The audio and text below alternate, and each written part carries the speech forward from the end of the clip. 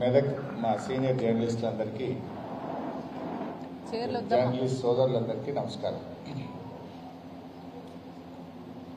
ముఖ్యంగా చర్చిలో ఈరోజు 100 సంవత్సరాలు పూర్తయిన సందర్భంగా అత్యంత ఘనంగా ఉత్సవాలు జరుగుతున్నాయి అని వారందరూ కూడా ఆహ్వానించారు.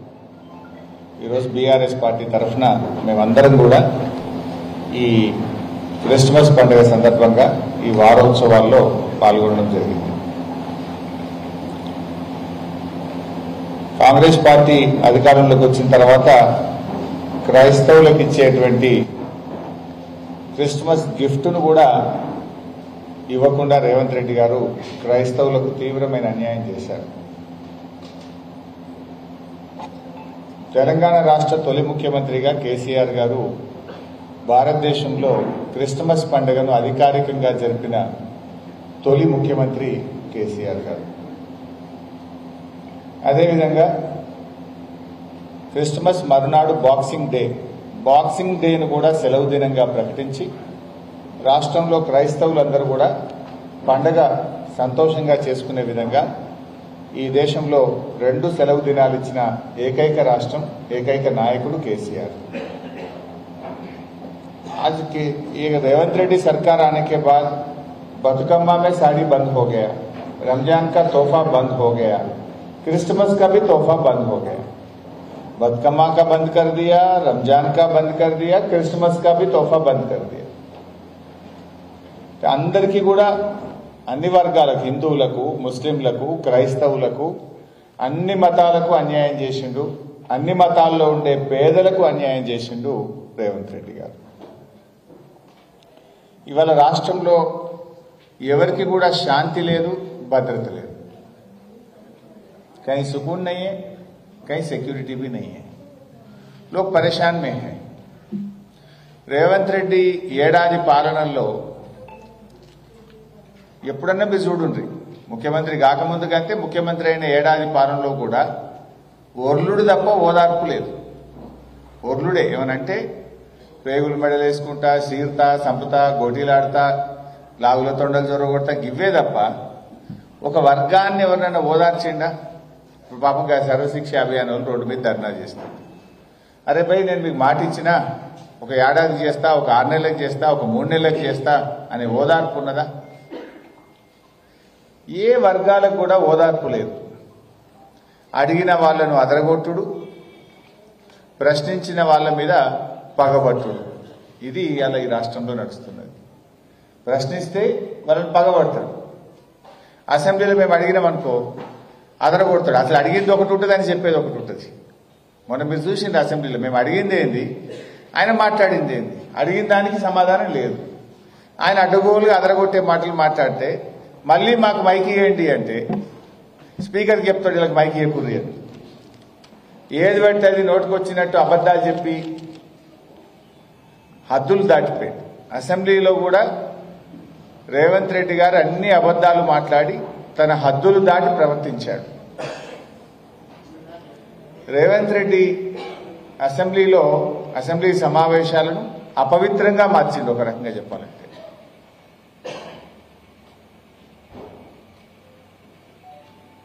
ఇక పాలసీలు ఏవి అని అడిగితే పోలీసు వాళ్ళని ఇంటికి పంపుతాడు.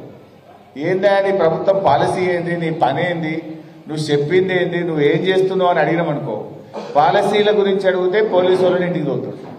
ఇది రేవంత్ పాలన. చివరికి యాందాకు వచ్చింది, పోలీసు వాళ్ళు తమ పని తాము చేయలేక రాష్ట్రంలో క్రైమ్ రేట్ పెరిగింది, రికవరీ రేటు తగ్గింది. ఎంతసేపు ప్రతిపక్షాల మీద అణచివేత మీద, అక్రమ కేసులు పెట్టడం మీద, మా మీద నిఘా పెట్టడం మీద నీ పాలన నడుస్తుంది. అందుకే ఏమైంది రాష్ట్రంలో, నిన్న హైదరాబాద్ పోలీస్ కమిషనర్ ఏడాది రేవంత్ పాలనలో ఎన్ని కేసులు పెట్టినాము, ఎంత క్రైమ్ రేట్ జరిగిందో నిన్న రిపోర్ట్ ఇచ్చింది. ఏముంది ఆ రిపోర్ట్లో? 41% క్రైమ్ రేట్ పెరిగింది. కేసీఆర్ పాలన కంటే రేవంత్ పాలనలో 1 సంవత్సరంలో 41% కేసులు పెరిగినాయి. అంటే నువ్వు మంచిగా పని చేసినవా, నువ్వు మంచిగా పని చేయలేదు అనడానికి ఇది ఒక ఉదాహరణ చాలదా అని నేను అడుగుతా ఉన్నా. క్రైమ్ రేటు పెరిగింది. छोड़ दो ना भाई, डिस्टर्ब मत करो।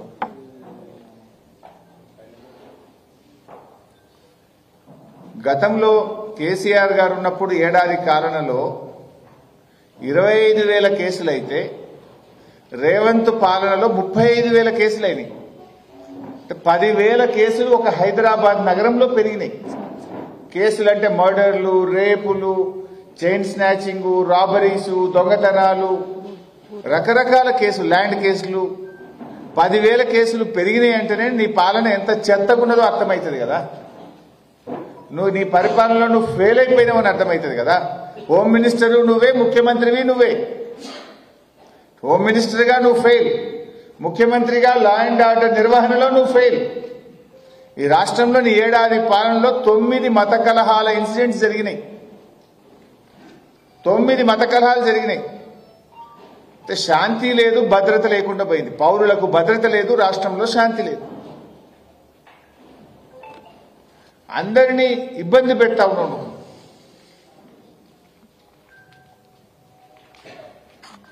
నిన్న అసెంబ్లీలో మీరందరూ కూడా చూశారు. అసెంబ్లీ సాక్షిగా రేవంత్ రెడ్డి గారు 6 గ్యారంటీల గురించి చేతులెత్తిండు.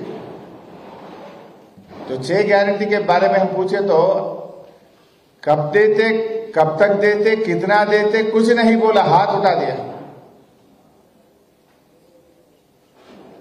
నమ్మి ఓటేసిన రాష్ట్ర ప్రజలకు గాడిద గుడ్డు మిగిల్చిండు రేవంత్ రెడ్డి.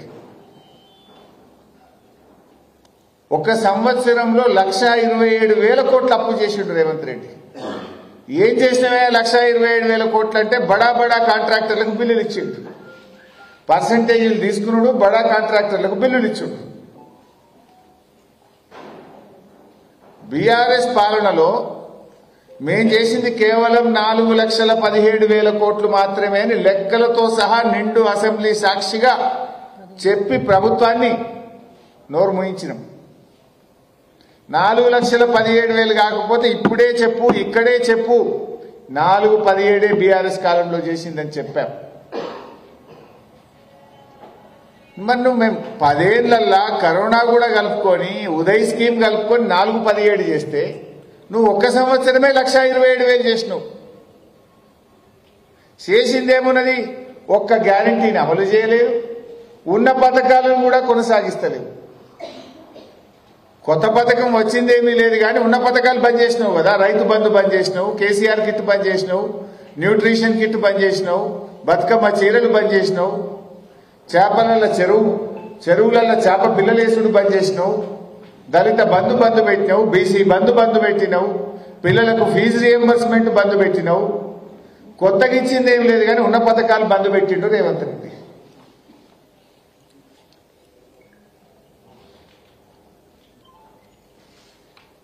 వాస్తవాలు చెప్తే మేము ప్రజల పక్షాన ప్రశ్నిస్తే అసెంబ్లీని బుల్డోజ్ చేసే ప్రయత్నం చేస్తున్నాడు. 2-3 గంటలు సుత్తి మాట్లాడిన రేవంత్ రెడ్డి. 2 గంటల ఉపన్యాసంలో సారాంశం ఏదన్నా ఉందంటే ఎప్పుడు ఇస్తావో, ఎంత ఇస్తావో, ఏం చేస్తావో చెప్పిండా 2 గంటలు మాట్లాడితే. చర్చ ఏంది? రైతు భరోసా ఎంత ఇయ్యాలి, ఎన్ని ఎకరాలకు ఇయ్యాలని చర్చ పెట్టినాం. మొత్తం చర్చ అయిపోయిన తర్వాత సారాంశం ఏంది? రైతు బంధు ఎన్ని ఎకరాలకు ఇస్తావో చెప్పినవా, ఎంత ఇస్తావో చెప్పినవా, ఎప్పుడు ఇస్తావో చెప్పినవా? ఏమీ చెప్పలే. ఏమన్నా కనబడ్డదంటే రైతు బంధుకు ఎగనామం పెట్టినట్టు కనబడ్డది చర్చలో. మొన్న వానకాలం అయితే ఎగనామం పెట్టిండు. మొన్న వానకాలంకు రైతు బంధు రాలే. యాసంగి కూడా అప్పుడు కేసీఆర్ ఉండగా పైసలు తయారు పెట్టి బ్యాంకులలో వేస్తామంటే వీళ్ళు ఎలక్షన్ కమిషన్ కు ఫిర్యాదు చేసి ఆపిండ్రు. ఆ రోజు గా పైసలే వీళ్ళ గవర్నమెంట్ వచ్చినాక పడ్డాయి తప్ప అసలు నువ్వు కొత్తగా నీ ఏడాది పాలనలో రైతు బంధు ఆడించినావు. యాసంగి మొన్న వానకాలంకి అయితే రైతు బంధు ఇయ్యలే. రైతులు వడ్డీ వ్యాపారుల దగ్గర తెచ్చుకున్నారు. 2 రూపాయలు 3 రూపాయల మిత్తికి అప్పు తెచ్చుకోవాల్సిన పరిస్థితి వచ్చింది రైతులకు. ఇప్పుడు యాసంగి పంటకు కూడా ఆల్రెడీ నేను ఇందాక రాగా చూసిన నాట్లు పడుతున్నాయి, నార్మల్ కనబడుతున్నాయి. కొన్ని చోట్ల అయితే నాట్లు కూడా పడుతున్నాయి. మరి ఇంకెప్పుడు ఇస్తావు యాసంగికి? యాసంగి రైతు బంధు ఎప్పుడు ఇస్తావో స్పష్టంగా చెప్పాలి. నిన్న బీఆర్ఎస్ పార్టీ తరఫున చెప్పినాం, ఎప్పటిలాగా అందరికీ రైతు బంధు ఇవ్వాలి. నువ్వు ఆ రోజు మేనిఫెస్టోలో నేను కొందరికే ఇస్తా కటింగ్ పెట్టా అని చెప్పలే కదా నువ్వు. ఇప్పుడైతే 5,000 మేము వస్తే 7,500 అన్నావు. మరి చెప్పిన మాట ప్రకారంగా రైతులందరికీ 7,500 రూపాయలు చొప్పున వానకాలమే 7,500, యాసంగి 7,500 కలిపి 15,000 రూపాయల రైతు బంధు డబ్బులు వెంటనే రైతుల అకౌంట్లలో వేయాలని బీఆర్ఎస్ పార్టీ పక్షాన మేము డిమాండ్ చేస్తా ఉన్నాం. అప్పుడు ఏమన్నాడు కేసీఆర్ గారు? అప్పుడే చెప్పింది ఈ రేవంత్ రెడ్డి వస్తే రైతు బంధుకు ఎగనామం పెడతాడు, కోతలు పెడతాడు, కాంగ్రెస్ మోసం చేస్తుంది అని కేసీఆర్ గారు ఆ రోజే చెప్పిండ్రు. చెప్తే ఆ రోజు రేవంత్ రెడ్డి ఏమన్నాడో ఒక్కసారి వీడియో చూద్దాం. ఆ రోజు ఏం మాట్లాడిండో ఒక్కసారి చూద్దాం. కేసీఆర్ అంటున్నాడు కాంగ్రెస్ వస్తే రైతు బంధు బంద్ అవుతుందని. ఎందుకు బంద్ అవుతుందే? మేమేమన్నా దివానా కాదమా? మాకేమన్నా దమాక్ లేదా? రైతుల కష్టాలు మాకు తెలియదా? రైతులకు కరెంటు బంద్ అవుతుంది, రైతు బంధు బంద్ అవుతుందని కేసీఆర్ మాట్లాడుతున్నాడు. ఇప్పుడు ఎవరు దివానా కాలే? మరి ఇప్పుడు దివానా కాలే ఎవరో రేవంత్ రెడ్డి చెప్పాలి. మరి రైతు బంధు బంద్ అయిందా బంద్ కాలేదా? మరి ఇప్పుడు ఎవరు దివానా గాళ్ళు ఆయన్నే చెప్పాలి. మరి ఇప్పుడు ఆ రోజు కేసీఆర్ చెప్పింది అది నిజమైంది. వానకాలం ఎగబెట్టిండు, యాసంగికి ఎప్పుడు ఇస్తాడో ఎంత ఇస్తాడో ఎవరికి ఇస్తాడో ఇంకా చెప్పే పరిస్థితే లేదు.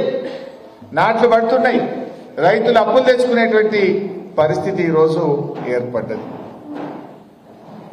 అంటే ఇంకా ఆ రోజు ఒక అడుగు ముందుకు పోయి కౌలు రైతులకు కూడా ఇస్తా అన్నాడు. రైతు బంధు 2 సార్లు ఎందుకు ఇస్తావు? 3 సార్లు ఇవ్వాలన్నాడు కేసీఆర్.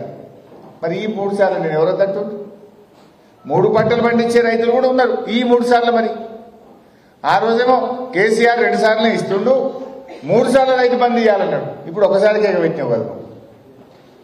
కౌలు రైతులకు కూడా ఇస్తా అన్నాడు.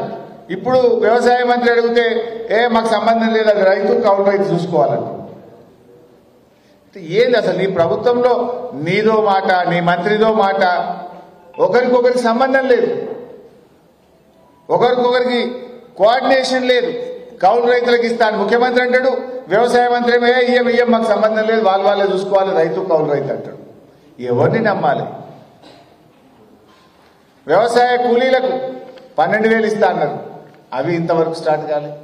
బడ్జెట్లో పెట్టిండ్రు, ఇంతవరకు వ్యవసాయ కూలీలకు ఇయ్యలే. ఇప్పుడు దాంట్లో కోతలు పెడుతున్నారు. వ్యవసాయ కూలీలు అంటే ఎవరట? ఎవరైతే పొలంలో నాట్లకు వస్తారో కూలికి వస్తారో వాళ్ళందరూ వ్యవసాయ కూలీలే కదా. అట్లా కాదట. నీకు గుంట భూమి ఉన్నా నీకు ఇయ్యడట. నువ్వు ఉపాధి హామీ పనికి పోతేనే ఇస్తాడట. దాంట్లో అన్ని కూలీలు కోతలు పెట్టే పని చేస్తున్నాడు. 5 గుంటలో గుంట భూమి 2 గంటల భూమి ఉంటే ఆయన భూమి ఉన్నట్ట? ఆ భూమితో ఆయన పంట వంటది బాగుపడతాడా? ఎకరంలోపు భూమి ఉన్న వాళ్ళందరినీ కూడా వ్యవసాయ కూలీలుగానే గుర్తించాలని బీఆర్ఎస్ పార్టీ డిమాండ్ చేస్తుంది. కొంతమందికి అర్ధెకరమో పావెకరమో ఉంటుంది, కానీ అవి రాళ్ళు రప్పలు గుట్టలు పంట వంటది. అట్లా 2 ఎకరాలు ఉన్న పంట వంటది. మరి వాళ్ళని కూడా నువ్వు ఇలా రైతుల కిందేసి వాళ్ళకి ఎగబెడతావా?